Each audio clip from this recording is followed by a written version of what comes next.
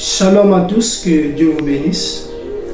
Alors, notre thème d'aujourd'hui est intitulé « La pierre rejetée par les bâtisseurs ».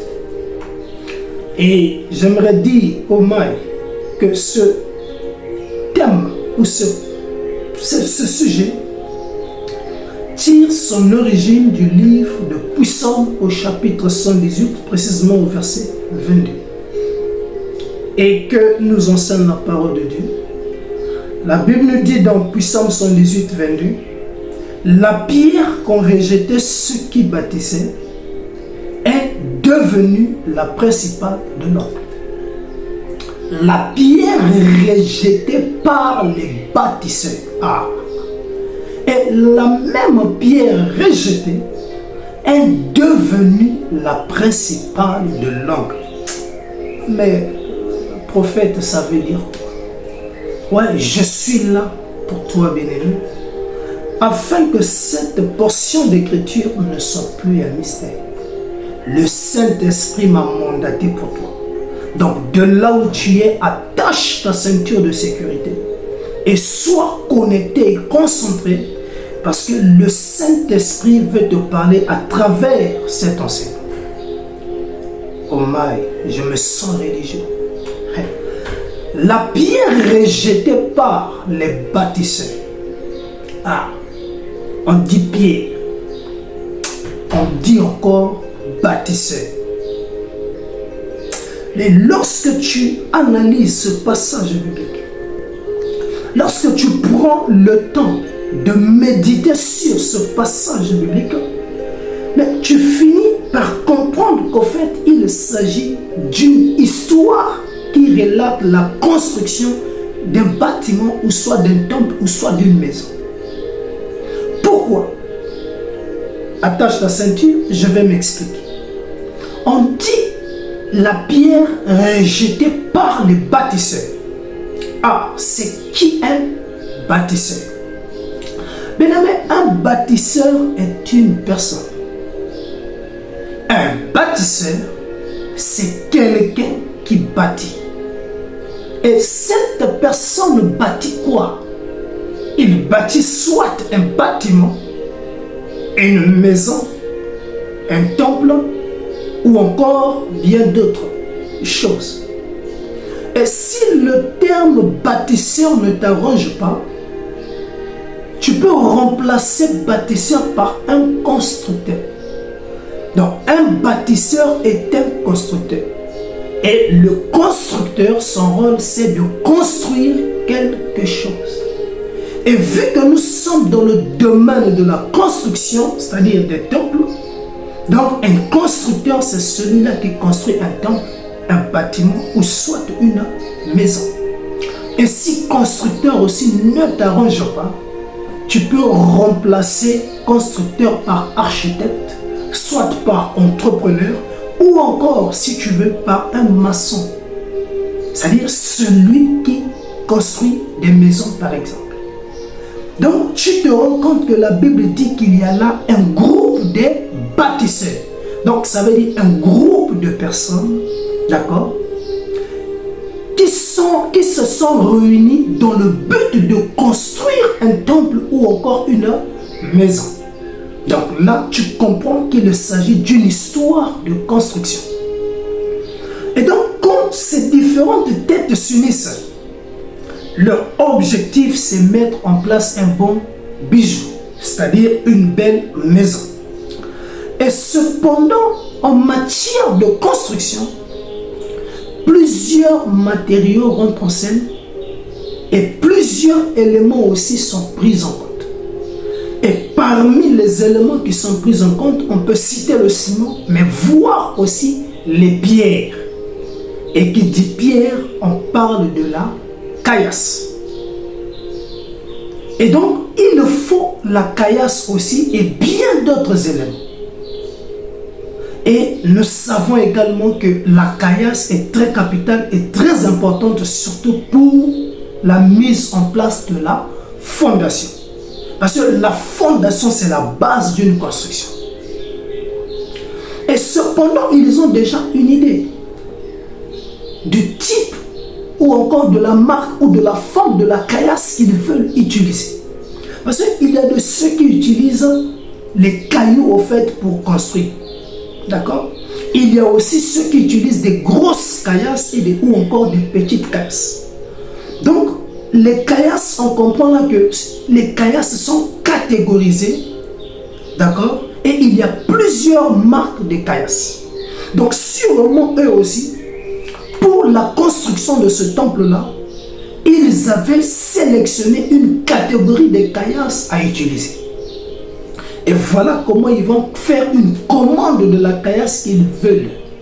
Et par la suite, cette caillasse leur sera livrée. Et vu que la caillasse est livrée, donc ils ont aussi réceptionné, alors ils se sont mis à voir ce qu'ils avaient reçu comme caillasse. Et ils vont se rendre compte, donc parmi les caillasses reçues, parmi les pierres reçues, ils vont remarquer la présence d'une pierre bizarre, avec une forme bizarre, ou encore une pierre qui ne répond pas aux normes. C'est-à-dire que cette pierre-là, en réalité, n'a pas sa place parmi les autres pierres. Pourquoi? Parce que cette pierre ne répond pas au modèle, ni aux critères, ni à ce que, au fait, les bâtisseurs désirent. Donc, en réalité, cette pierre-là est étrangère. Elle n'a pas de place parce que eux, ils ne veulent pas de cette catégorie. Mais vu qu'ils ne veulent pas de cette pierre, la finition, ils vont jeter ou rejeter la pierre parce qu'elle ne fait pas partie de leur attente. Et voilà comment la pierre est rejetée par les bâtisseurs, tout simplement parce qu'à l'instant T, ils se disent que cette pierre-là ne servira à rien. Cette pierre n'a pas sa place parmi nous parce qu'elle ne répond pas aux critères. Donc, vaut mieux que l'on se débarrasse de cette pierre. En plus, en regardant sa forme, oh my, c'est une pierre bizarre et on ne sait pas trop quoi en faire en fait. Donc, de préférence que l'on se débarrasse de cette pierre-là. Voilà comment les bâtisseurs se sont débarrassés de la pierre. La pierre est rejetée. Et les bâtisseurs vont maintenant s'y mettre au travail. Ils vont commencer l'œuvre. Ils ont commencé à construire. Construire et construire. Et jusqu'à ce qu'ils vont dire que le travail est fini. Et cependant, les experts arrivent sur le terrain pour mieux évaluer le travail des bâtisseurs. Et au moment qu'ils sont en train d'évaluer le travail des bâtisseurs, alors on va se rendre compte qu'au fait, il y a un défaut quelque part. Et précisément au niveau du mur. Et lorsqu'on regarde bien le défaut, en réalité, le défaut là est un trou. Et voilà comment les experts vont dire, autant que ce trou demeure, l'œuvre est inachevée. Et donc, il vous faut achever l'œuvre. Et pour dire que l'œuvre est achevée, il faut que le défaut que nous voyons au niveau du mur soit corrigé. Et si ce défaut n'est pas corrigé, l'œuvre demeure inachevée. Alors, les bâtisseurs, c'est eux les experts dans la matière.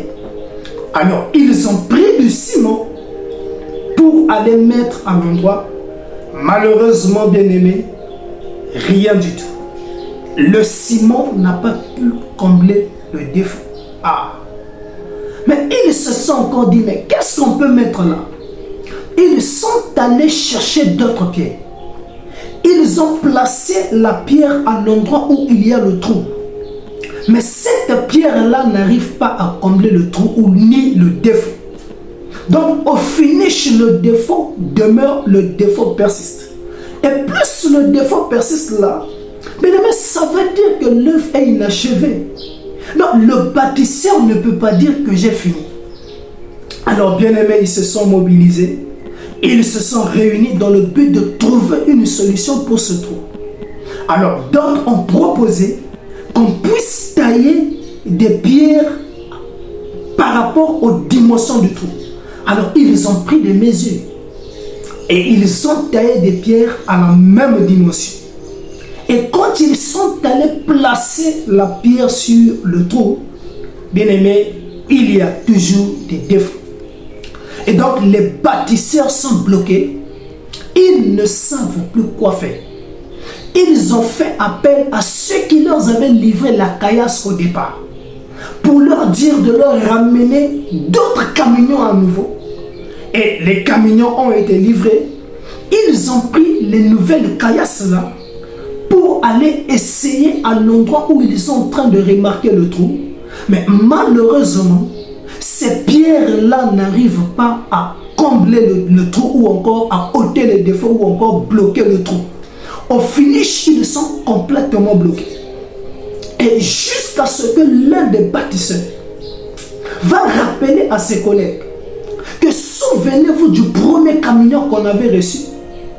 Et vous savez bien qu'on avait procédé à une sélection des pierres. Mais il s'avère que parmi toutes les pierres qu'on avait reçues, il y avait une pierre bizarre, avec une forme bizarre et qui ne répondait pas au nom. Et d'après nous, cette pierre-là n'allait servir à rien parce qu'elle n'avait pas sa place parmi les autres pierres ou parce qu'elle n'avait pas la forme que nous l'on désirait. Mais lorsque je regarde le trou et quand je pense à la pierre rejetée, je me rends compte que la pierre qu'on avait rejetée là, c'est la pierre qu'il faut à cet endroit. Alors, dès que les bâtisseurs ont écouté l'autre, alors ils se sont mis à chercher la pierre rejetée. Donc, la pierre qui n'avait pas la valeur au départ, au finish, ils se sont rendus compte, pour achever l'œuvre, pour dire qu'on a fini notre travail, il nous faut la pierre qu'on avait rejetée au départ. Il nous faut cette pierre qu'on avait négligée dès le commencement. Alors, ils ont commencé à chercher la pierre. La pierre qui n'avait pas de valeur hier, mais aujourd'hui, à l'instant même, la pierre a maintenant plus de valeur aux yeux des bâtisseurs. Alors, les bâtisseurs se sont mis à chercher la pierre et jusqu'à ce qu'ils ont retrouvé cette pierre rejetée. Et après avoir trouvé la pierre, ils sont allés placer la pierre à l'endroit où il y avait le trou. Mais automatiquement, dès qu'ils ont mis la pierre a pris forme et le défaut a été ôté. Donc c'est pour dire, bien aimé, peu importe les caillasses qu'ils ont taillées pour vouloir donner la forme, cela n'a pas ôté le défaut. Bien qu'ils ont fait appel aux experts dans le but de trouver une solution pour combler le trou, bien aimé, rien n'a été fait, les bâtisseurs ont été bloqués. Et donc au finish, la pierre rejetée par les bâtisseurs est devenue la principale de l'angle. La principale de l'angle, ça veut dire quoi? Ça veut dire que là où il y avait le défaut, malgré les pierres qu'ils ont voulu mettre là-bas, cela n'a rien donné et ces pierres-là n'ont pas pu combler au fait le trou. Et donc au finish, il fallait faire recours à cette pierre rejetée afin qu'elle puisse, bien aimer, ôter le défaut. Donc la pierre négligée est devenue la principale de l'angle. Rejetée hier, mais aujourd'hui, cette pierre a plus de valeur que les premières pierres. Celle qui avait une forme bizarre, qui a été rejetée par les bâtisseurs, mais pour achever l'œuvre, il fallait la même pierre qui a été rejetée. Donc celle qui a été abandonnée, à la dernière minute, on a compris son importance. Et par la suite, on l'a utilisée et on s'est rendu compte, oui, il fallait seulement cette pierre-là. Frère Christ, on parle de pierre. Quel est le message que l'on doit retenir derrière cette affaire? Qu'est-ce que tu veux nous faire comprendre? Où tu nous amènes où? Attache ta ceinture, oh mal. Je me sens religieux, bien-aimé. Alors, tu es là, tu dis pierre, pierre, mais c'est quoi une pierre? Pourquoi la pierre et pour toi c'est une caillasse? Attache ta ceinture, Dieu m'a mandaté pour toi. Nous allons prendre nos Bibles dans le livre des Actes, au chapitre 4, verset 11. Et là, nous allons proposer une première base sur la notion de pierre. La Bible dit ceci dans Acte 4, 11. Jésus est la pierre rejetée par vous qui bâtissez. La Bible identifie Jésus à une pierre. Et la Bible est claire et elle dit, Jésus est la pierre rejetée par vous qui bâtissez. En fait, Jésus est la pierre rejetée par les bâtisseurs. Ah, Jésus est un homme. Et la Bible dit ici que Jésus est une pierre. Donc, lorsque l'on parle d'une pierre qui est rejetée, en réalité, on parle d'un homme. En fait, une pierre est un homme. Et s'il faut remplacer les X par leur valeur, alors on dira tout simplement, vu que le thème c'est la pierre rejetée par les bâtisseurs, en d'autres termes, on dira la personne rejetée par les bâtisseurs. Maintenant, lorsqu'on regarde le terme bâtisseur au pluriel, il s'agit là d'un groupe de personnes. D'accord? Et vu que c'est un groupe de personnes, ce groupe de personnes peut représenter une société ou soit une famille. Et donc, s'il faut reformuler le thème, je dirais là,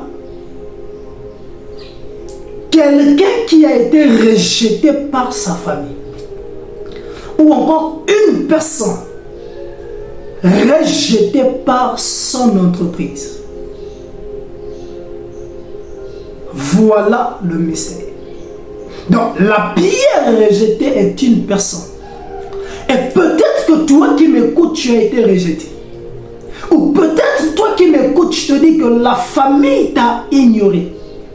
Et donc, ce message est pour toi. Le Saint-Esprit m'a mandaté pour te sortir aujourd'hui du complexe d'infériorité et pour te sortir des mauvaises pensées et des mauvaises idées.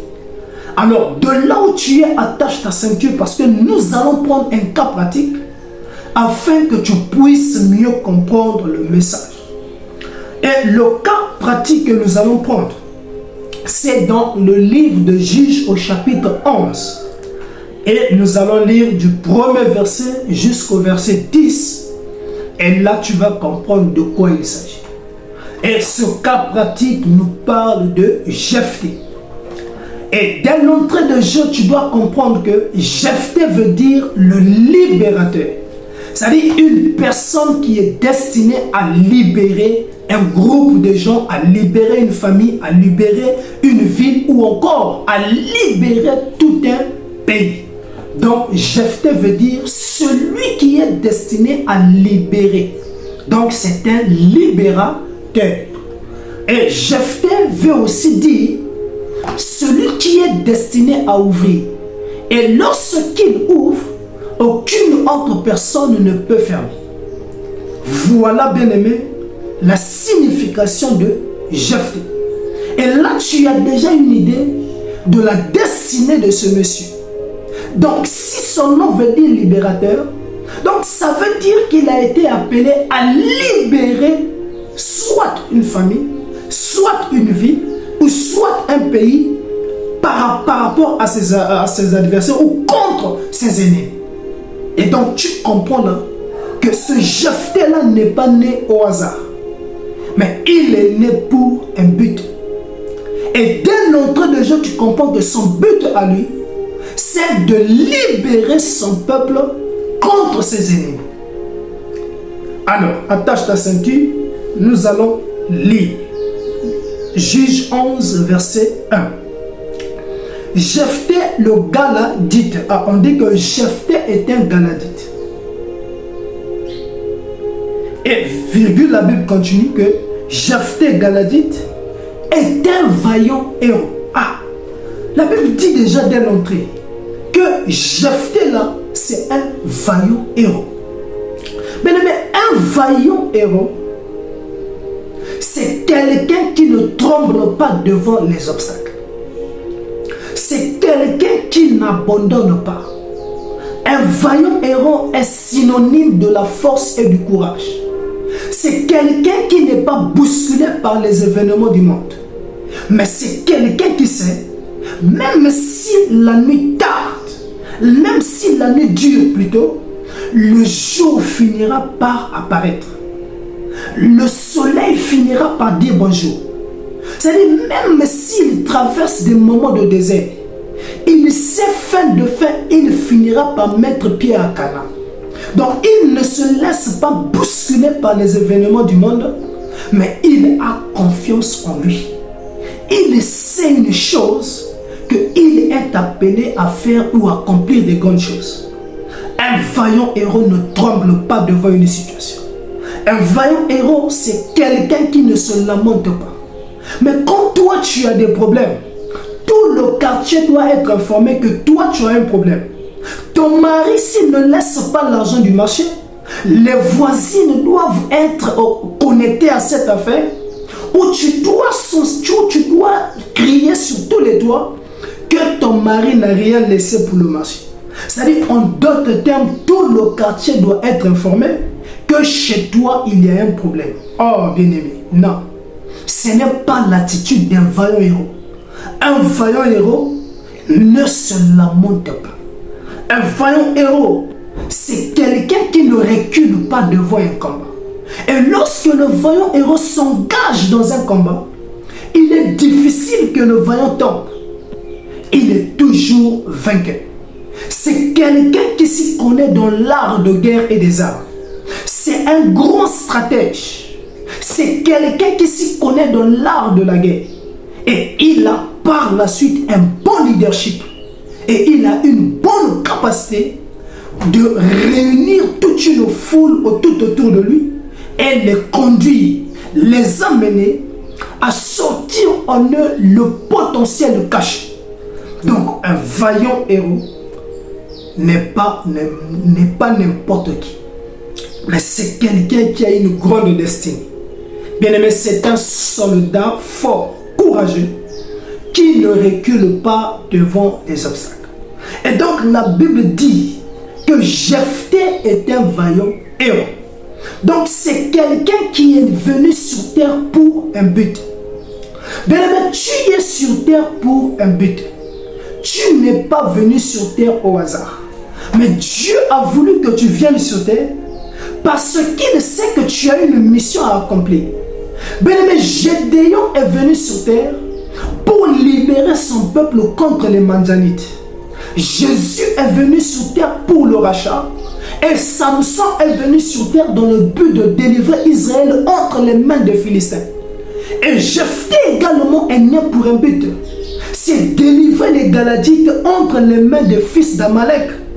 Délivrer son peuple entre bien aimés, leurs ennemis ou encore les fils d'Ammon, j'allais dire. Donc il est venu sur terre pour un but. Et j'aimerais te dire, toi qui m'écoutes, tu es sur terre pour un but. Ne te néglige pas, mais aie confiance en toi. Bien-aimé, tu es un vaillant héros. Bien-aimé, plus tu vas laisser la peur, la timidité prendre le contrôle sur toi, bien-aimé, cela montre que tu conduis ta vie d'échec en échec.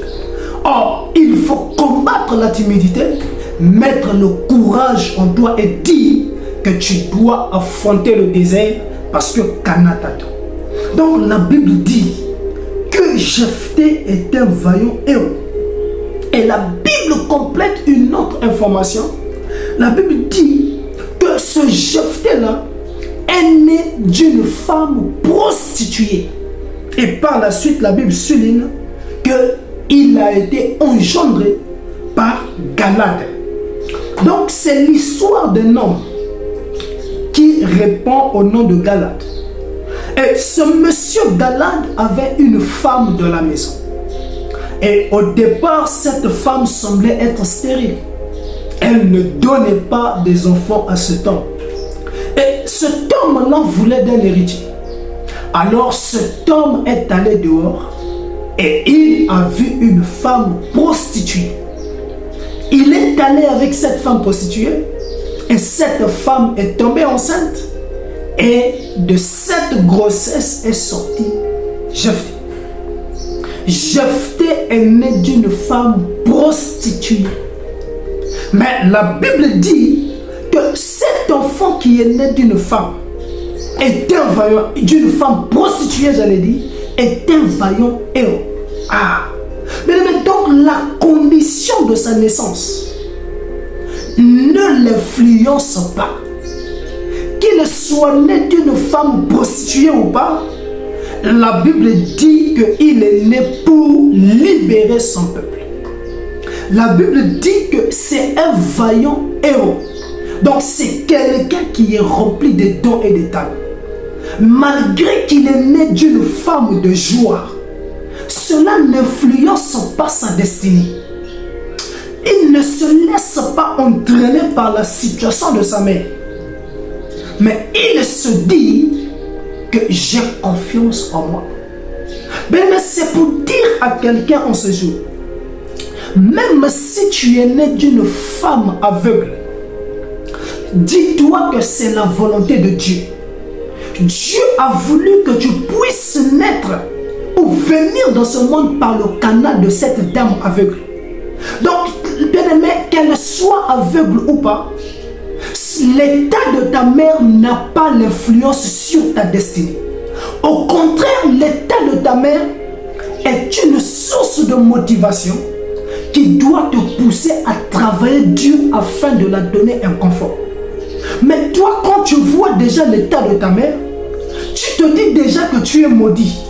Parce que Dieu a permis que tu puisses naître d'une mère aveugle. Et voilà comment, bien aimé, tu te retrouves dans des maquis, en train de prendre des boissons, bien aimées, qui ne font que te détruire. Et au finish, bien aimé, tu ne sais même pas comment aller travailler quelque part. Et tu finis par être mendiant, en train de demander 100 francs dans la rue dans le but d'aller boire un petit coup ou soit pour aller se fumer. Et parce que ta maman est aveugle, bien aimé, détrompe-toi. Que ta maman soit aveugle ou pas, l'état de ta maman n'a pas l'influence sur ton avenir. Au contraire, son état doit te propulser de l'avant. Ce n'est pas parce que tu es né d'une mère ou d'un père handicapé ou une personne vivant avec un handicap que tu vas te dire que ta vie aussi ne va pas décoller. Ce n'est pas parce que tu es né d'un père né que tu vas dire que tu ne pourras pas accomplir de grandes choses. Bien aimé, la taille de ton père n'aura pas l'influence sur ta vie ou ta destinée.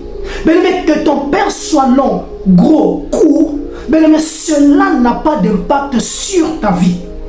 Bien aimé, tu es appelé à accomplir de grandes choses. Tu n'es pas venu sur terre au hasard. Tu es là pour accomplir un but. Samson était né pour délivrer son peuple entre les mains des Philistins. Toi aussi, Dieu t'a mandaté pour un but. Peut-être que c'est par toi que ta famille sera sauvée. Peut-être que c'est par ton canal que ta famille va sortir de la pauvreté. Donc, l'état de tes parents n'a pas l'impact sur ton avenir. Bien-aimé, même si bien-aimé, tu es le produit d'un viol. C'est-à-dire, avant que tu ne viennes sur terre ou au monde, ta maman a été violée. Et par le canal de ce viol, maman est tombée enceinte. Bien qu'elle a pris des produits, bien qu'elle a voulu avorter, cela n'a pas marché. Au finish, bien-aimé, tu es venu au monde. Regarde ce qu'elle a fait. Elle a avorté à plusieurs reprises, ça n'a pas marché. Mais bien-aimé, ça veut dire que c'est Dieu qui a voulu que tu viennes sur terre par le canal des viols. Donc, bien-aimé, ne désespère pas. Même si tu es le produit d'un viol, bien-aimé, cela va influencer ton avenir en quoi? Sur quelle base que le viol va influencer ta vie? Bien-aimé, ne désespère pas. Tu n'es pas n'importe qui. Tu es sur terre pour accomplir des grandes choses. Tu es un vaillant héros. Bien-aimé, n'abandonne pas, mais fonce, traverse ton désert et va à Canaan. Bien-aimé, c'est pour dire à quelqu'un, Jephthé est né d'une femme prostituée. Mais ce n'est pas tout. Ce monsieur Galad, dès qu'il a eu Jephthé dehors, Jephthé devient un enfant né hors mariage. C'est un enfant illégitime. Et quelques temps après le verset 2, la femme de Galad lui enfanta des fils qui, devenus grands, chassèrent Jephthé et lui dirent: tu n'hériteras pas de la maison de notre père, car tu es fils d'une autre femme. Bien-aimé, ici la Bible dit, cette femme de Galad qui était dans la maison, au départ, elle n'avait pas d'enfant. Mais quelques temps après, Dieu va la bénir. Elle va donner des enfants à Galad. Et tout en sachant que Galad avait un enfant hors mariage. Et cet enfant, c'est Jephthé. Et quelques temps après, Galad va mourir. Et Galad va laisser des biens. Et cependant, les enfants légitimes, nés dans le foyer, nés du mariage, vont dire à Jephthé que toi, tu n'as pas le droit d'hériter ce que papa a laissé. Au fait, l'héritage là ne te concerne pas parce que tu es né d'une autre femme. Pas n'importe quelle femme, mais une femme prostituée. Et tu n'es pas reconnu dans les tests. Et donc, tu n'as pas le droit d'hériter un centime de notre père. Donc, au finish, tu dois quitter la maison. Oh, Jephthé est rejeté par ses frères. Tout simplement parce qu'ils ne sont pas de même mère. Et en outre, parce qu'il est né d'une femme prostituée. En outre encore, bien aimé, parce qu'il est né hors mariage. Donc c'est un enfant illégitime. Alors les anciens de Galad, les frères de son père, vont soutenir les enfants de la maison et seront d'accord que l'on puisse chasser Jephthé. Et Jephthé sera mis à la porte. Jephthé sera chassé par ses propres frères et sa propre famille. En d'autres termes, il est rejeté. On n'a plus besoin de lui. On ne voit pas son utilité ni son importance. Mais ce qu'ils ont oublié, que Jephthé était un vaillant héros. Alors, ils vont chasser Jephthé. Le verset 3. Et Jephthé s'enfuit loin de ses frères. Et il habita dans le pays de Tob. Il va quitter Galad pour aller habiter au pays de Tob. Et des gens de rien se rassemblèrent auprès de Jephthé et il faisait avec lui des excursions. Et lorsqu'il se retrouve au pays de Tob, mais tellement que c'est un débrouillard, c'est quelqu'un qui n'a pas mis ses idées sur l'héritage. C'est quelqu'un qui ne compte pas sur les biens de papa, mais il se dit que papa a fait son époque. Les biens de papa ne sont pas mes biens. Et donc, je dois travailler par mes propres moyens et mes propres forces afin que je puisse m'offrir une bonne vie ou encore une vie de confort. Alors, Jephthé s'est mis, bien-aimé, à travailler. Et il devient comme bien-aimé, c'est-à-dire un guide touristique. Et non seulement cela, la Bible dit que plusieurs d'autres personnes vont venir s'unir à Jephthé. Ils vont former un groupe. Et ce groupe-là était bien aimé, basé donc dans les excursions. Et ils étaient là en train de faire des excursions dans le but de gagner un peu d'argent et voir comment survivre. Donc Jephthé, c'est l'image d'un débrouillard. C'est l'image de quelqu'un qui n'attend pas, Mais c'est l'image de quelqu'un qui part chercher. Mais toi qui m'écoutes là, bien que papa t'avait laissé des biens, bien que la famille s'est accaparée de ses biens, et toi là où tu es depuis un bon moment, tu ne travailles plus. Tu es là en train de te lamenter de parcelle en parcelle. Oh, la famille là n'est pas bien. Ils ont pris mes biens. Ils ont pris mon héritage. Mais vu que tu as déjà mis cette idée dans ta tête, tu ne veux plus travailler. J'attends seulement que les tantes là puissent mourir afin que je puisse hériter mon héritage. Bien-aimé, tu vas mourir dans cette condition. Tu vas mourir avec cette mauvaise pensée. Bien-aimé, les choses que maman ou papa a laissées, bien-aimé, ne compte pas sur ces choses-là. Mais va chercher pour toi-même. Va chercher pour toi-même, bien-aimé. Ne compte pas sur les biens des autres. Voilà comment les gens qui ne travaillent pas, c'est les mêmes qui prient que son frère puisse mourir afin que par la suite, que lui, il puisse hériter de la maison de son frère. Mais tu oublies là que ton frère a aussi des enfants qui doivent hériter de ses biens. Mais tu vas aller t'accaparer de ces choses. C'est ça la mauvaise info. Quand les gens ne veulent pas travailler, bien-aimé, par la suite, vient là, bien-aimé, il y a la naissance de la paresse. Bien-aimé, par la suite va naître la paresse, bien-aimé. Oh, la paresse n'est pas bon. Dieu n'aime pas les paresseux. Même lorsque nous regardons dans Genèse chapitre 1, la Bible nous présente l'aspect d'un Dieu bosseur. Notre Dieu est un bosseur. Si notre Dieu travaille, bien-aimé, mais qui es-tu pour ne pas travailler? Qui es-tu pour passer tes journées à la maison? Bien-aimé, ce comportement n'est pas digne d'un chrétien. Quelqu'un qui attend seulement qu'on puisse lui donner, ce n'est pas une bonne personne. Bien-aimé, un chrétien, c'est celui-là qui se débrouille, qui n'attend pas les miracles, mais c'est quelqu'un qui va créer son propre miracle. Oh my, est-ce que je parle à quelqu'un? Bien-aimé, Jephthé s'est mis dans les excursions. Et loin de ses frères, il a été rejeté. Le verset 3, le verset 4 quand même. Quelque temps après, les fils d'Amon furent la guerre à Israël. Donc après le départ de Jephthé, quelques années après, Israël sera attaqué par les fils d'Amon. Et les fils d'Amon vont faire ça dur à Israël. Le verset 5. Et comme les fils d'Amon faisaient la guerre à Israël, les anciens de Galade allèrent chercher Jephthé au pays de Tob. Bien-aimé, voilà comment les fils d'Amon vont s'élever et attaquer Israël. Et au moment qu'ils vont attaquer Israël, Israël ne pouvait pas tenir face aux fils d'Amon. Et donc, les fils d'Amon étaient plus forts qu'Israël. Et Israël, à cette époque, ne savait plus quoi faire. Israël était dans l'incapacité de tenir ferme. Israël était impuissant.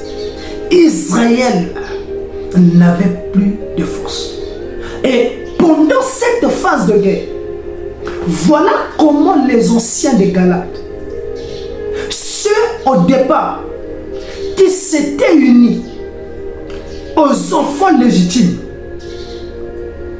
tous s'étaient associés dans le but de chasser Jephthé. Ces mêmes anciens qui avaient chassé Jephthé vont se dire que si on continue cette guerre avec cette allure, on va tous mourir. Nous allons périr.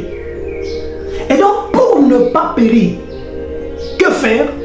On doit aller chercher Jephthé. Ah, mais pourquoi chercher Jephthé? Mais parce que Jephthé est un vaillant héros. C'est quelqu'un qui s'y connaît dans l'art de guerre. C'est un grand stratège. Et il a un bon leadership. Et lorsqu'il s'engage dans un combat, il ne perd pas de combat. Parce que c'est un guerrier. Et c'est quelqu'un qui s'y connaît dans les maniements des arts. C'est quelqu'un qui s'y connaît en art. Donc c'est un pion très capital pour Israël afin de gagner contre les fils d'Amon.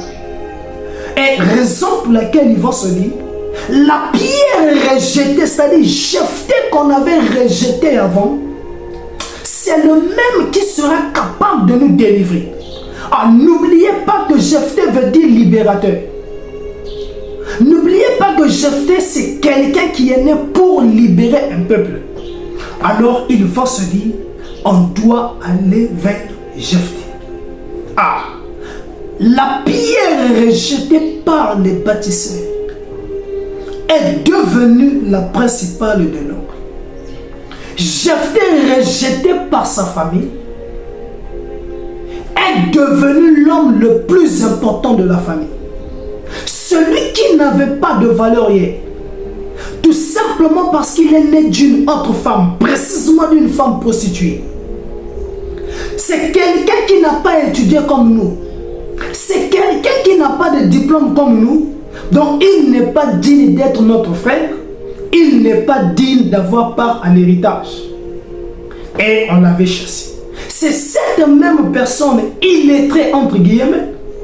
C'est la même personne là où quand on regarde les faits, on se dit, si Jephthé ne vient pas, on est foutu. Si cette pierre rejetée ne revient pas, on est mal barré. La pierre rejetée hier, aujourd'hui, elle a maintenant de la valeur à nos yeux. Les anciens ont dit, allons seulement chercher ce gars. Ce gars-là est un vaillant héros.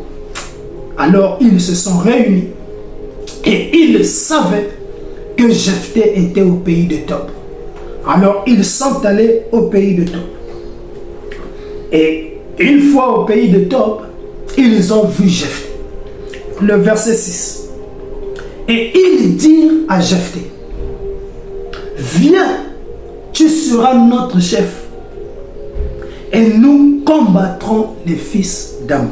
Je vais un peu prendre le verset 7. Jephthé répondit aux anciens de Galade, n'avez-vous pas eu de la haine pour moi? Et ne m'avez-vous pas chassé de la maison de mon père? Pourquoi venez-vous à moi maintenant que vous êtes dans la détresse? Les anciens de Galade dirent à Jephthé, nous revenons à toi maintenant afin que tu marches avec nous et que tu combattes les fils d'Ammon et que tu sois notre chef, celui de tous les habitants de Galade.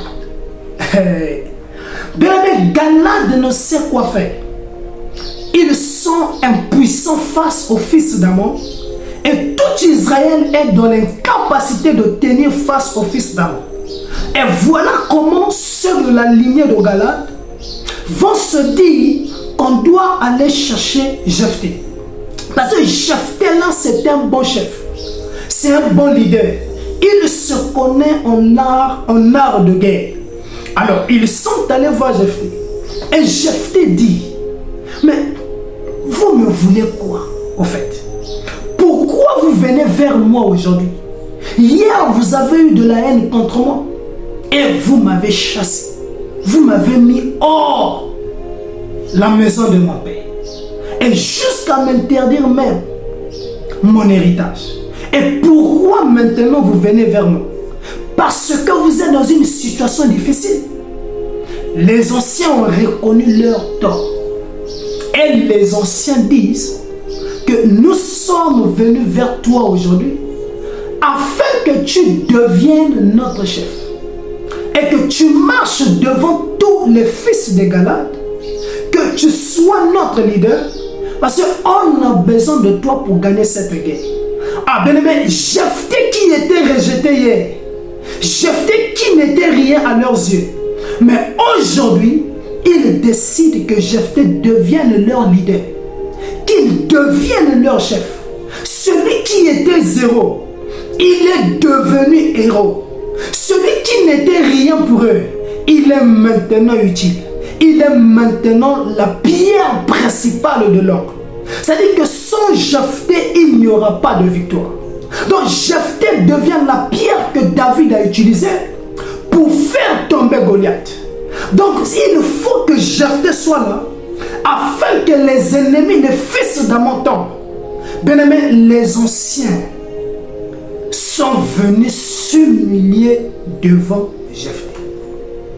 Malgré le mal qu'on t'avait fait, malgré tes biens qu'on avait pris, bien qu'on t'avait chassé, mais nous venons à toi aujourd'hui. Et la Bible dit, Jephthé pouvait dire, vous me voulez quoi? Et les anciens vont dire, on a besoin que tu sois notre leader. Et une fois sur le terrain, que tu puisses mettre en place des stratégies afin qu'on puisse, en fait, attaquer en fait, le fils d'Ammon et les faire tomber. Et le verset 9, Jephthé répondit aux anciens de Gala, si vous me ramenez pour combattre les fils d'Ammon et que l'Éternel les livre devant moi, je serai votre chef. Alors ici, ça montre l'aspect de quelqu'un qui ne garde pas d'homme. Ici, la Bible nous dit que Jephthé n'est pas rancunier. Ah, bien aimé, ça veut dire qu'un enfant de Dieu ne garde pas la colère. Peu importe le mal qu'on t'a fait, apprends à pardonner. Jephthé a été chassé, mis à la porte. Il n'a pas eu droit, bien aimé, à l'héritage. On a dit à Jephthé, tu n'as pas le droit de toucher l'héritage. Bien aimé, il a été chassé. Mais par la suite, ceux qui l'ont chassé sont revenus vers lui pour demander pardon et dire à Jephthé de devenir leur chef parce qu'ils sont dans un besoin. Et Jephthé n'a pas endurci son cœur. Jephthé n'a pas laissé la colère prendre possession de son cœur. Non, il a pardonné son peuple. Il a pardonné à ses frères et sœurs. Mais c'est pour dire aujourd'hui, un enfant de Dieu doit savoir pardonner. Même si on t'avait laissé une porte quelque part, ou ton père t'avait laissé une parcelle, même si la famille s'était accaparée de ce terrain, ce n'est pas grave. Ne sois pas en colère contre ta famille, mais pardonne à ta famille. Même si on t'a fait du mal, pardonne à ces gens-là, continue ta vie. Ne garde pas la colère. Les enfants de Dieu ne sont pas appelés à garder la colère ni la haine, mais les enfants de Dieu sont appelés à manifester l'amour. Les enfants de Dieu sont appelés à aimer les autres. Mais nous sommes le sel de la terre, dit la Bible. Or, une nourriture sans sel n'est pas bonne à manger. Et ce qui apporte un goût particulier à la nourriture, c'est le sel. Mais ça veut dire que, étant donné que tu es le sel, tu es appelé à donner le goût à ceux qui te regardent. Mais si tu te comportes mal, et si tu pardonnes difficilement, comment veux-tu que ceux qui te regardent puissent aussi apprendre à pardonner? Non. Mais il n'est pas dit que pour gagner une âme, il faut seulement prêcher l'évangile à cette âme-là.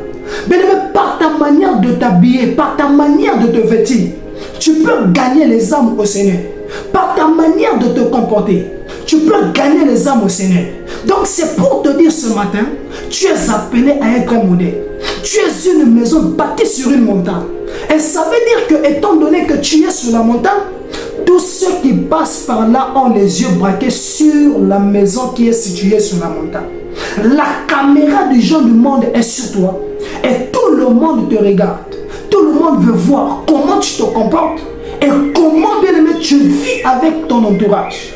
Et plus ton comportement est bon, plus tu vas attirer au fait d'autres personnes à vouloir être comme toi. Et là, tu deviens un modèle pour les autres. Bien-aimé, apprends, bien-aimé, à pardonner. Apprends à soigner ton habillement. Apprends à soigner ton attitude. Partout là où tu mettras pied, il faut que les gens disent que cet enfant-là est une bonne personne. Que tout le monde doit te jeter des fleurs. Tout le monde doit t'applaudir. Et non le contraire. Donc un enfant de Dieu est un modèle. Et Dieu, c'est-à-dire que est amour. Il n'a pas l'amour, mais Dieu est amour. Et si Dieu est amour, ça veut dire que tout enfant de Dieu est amour. Donc ça veut dire qu'entre les enfants de Dieu, l'amour ne se force pas. Mais l'amour doit être automatique. Mais dans une famille, lorsqu'il y a l'aîné, et si un enfant vient au monde aujourd'hui, 2 ans après, on n'a pas besoin de dire au nouveau-né là, voici ton grand frère, tu dois l'aimer. Non, l'amour est automatique entre les enfants qui naissent d'une même mère ou d'un même père. C'est-à-dire que l'amour est automatique, ça ne se force pas. C'est idem pour les enfants de Dieu. On doit manifester l'amour. Et Jephthé a dit, je n'ai aucun problème. Hier vous m'avez rejeté, mais je vous pardonne. Hier vous m'avez fait du mal, mais je vous pardonne. Donc bien aimé, même si on avait pris tes biens, je vous donne un exemple. Je connais une personne. On l'avait laissé un terrain bien aimé. Et la famille s'était accaparée du terrain. Et au départ, la personne voulait un peu lutter avec la famille. Et jusqu'à ce qu'un homme de Dieu va lui dire, laisse ce bien-là. Ta vie ne se résume pas à un simple terrain. Mais Dieu t'a appelé à construire des immeubles. Dieu t'a appelé à construire des grandes choses. Donc ne limite pas ta vie sur cette portion de terre. Mais va. Travaille, cherche pour toi, travaille, afin que ceux qui t'ont négligé puissent reconnaître ta valeur. Ceux qui t'ont négligé aujourd'hui puissent reconnaître qui tu es. Bien-aimé, travaille, bien-aimé. Ne regarde pas sur cette porte qu'on t'avait laissée, mais regarde plutôt sur ton avenir. Travaille, deviens quelqu'un. Et les mêmes personnes qui t'ont rejeté finiront par revenir vers toi. Et c'est ce que Jephthé a fait. Il n'a pas croisé les bras, mais il était dans les excursions. Il avait constitué un groupe de gens et il partait chercher la vie ensemble. Il gagnait déjà sa vie. Il ne regardait plus sur les choses que son père avait laissées. Et jusqu'à ce que ceux qui l'avaient négligé ont compris l'importance de la pierre rejetée. Et raison pour laquelle ils étaient revenus vers lui. Donc c'est pour dire, même si ta famille t'a abandonné, bien-aimé, laisse-moi te dire, ils finiront par reconnaître ta grandeur. Même si l'entreprise où tu travaillais t'a rejeté, bien-aimé, si tu sais que tu faisais bien ton travail, si tu sais que tu es expert dans ton domaine, bien-aimé, ils finiront par revenir vers toi. Donc tout ce que tu dois faire, c'est demeurer en prière. Ne désespère pas, mais fonce, va de l'avant. Cette entreprise qui t'a rejeté n'est pas la seule. D'autres entreprises aussi existent. Il y a des entreprises qui ont besoin de toi. Ne croise pas les bras. Va postuler quelque part. Ça va marcher. Un enfant de Dieu est un combattant. Un enfant de Dieu ne baisse pas les bras. Mais un enfant de Dieu, c'est quelqu'un qui se cherche. Un enfant de Dieu n'est pas fainéant. Je suis contre ceux qui disent qu'on doit rester à l'église pour attendre la manne. Je suis contre ces gens-là. Le temps des Lévites est passé où il fallait attendre la manne à l'église. Mais aujourd'hui, si tu es Lévite, sors, va chercher de quoi nourrir ta famille. Bien-aimé, voilà comment Jephthé n'avait pas croisé les bras, mais il partait chercher. Et au finish, la pierre rejetée Jephthé est devenue la principale de l'homme. Et si vous lisez la suite, Jephthé va rencontrer le Seigneur et va consulter Dieu pour dire de l'accompagner dans cette guerre. Il va faire une promesse à Dieu et par la suite, il ira avec les fils des Galates. L'homme qui était chassé revient dans la patrie comme étant roi, comme étant chef. Donc c'est pour dire, ceux qui t'ont rejeté aujourd'hui finiront par comprendre ta valeur et tu finiras par les dépasser ou les surpasser. Ne te néglige pas, mais tu es né pour un but et pour accomplir des grandes choses. Et sache-le bien aimé, quand tu es à ton poste, apprends à mieux faire ton travail. Apprends à être Messie à ton poste. Apprends à être Cristiano Ronaldo à ton poste. Mais même moi qui te parle, lorsque je vois le match de Al Nassr, et si Cristiano n'est pas dans le classement, je suis déjà déçu. Et je vois déjà la défaite de Al Nassr parce que je sais que le pion fort n'est pas là.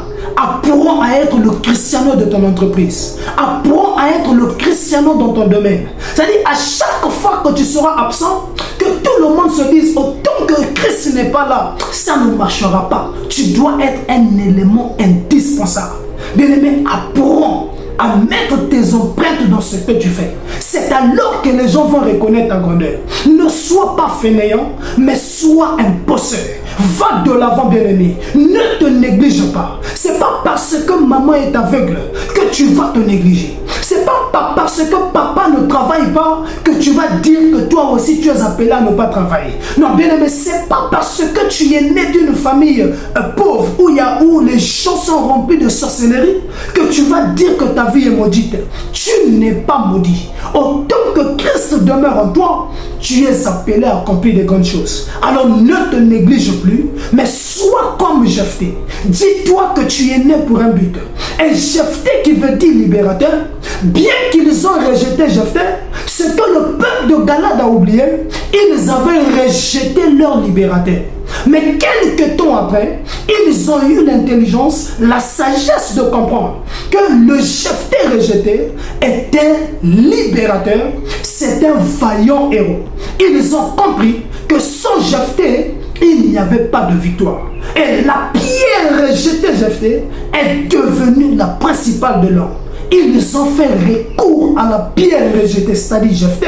Et ce même Jephthé, lorsqu'il est venu, il a accordé la victoire au fils de Galad. Et par la suite, il est devenu le chef de la tribu de Galad. Donc c'est pour dire à quelqu'un, ne te néglige pas, que Dieu vous bénisse. Merci beaucoup.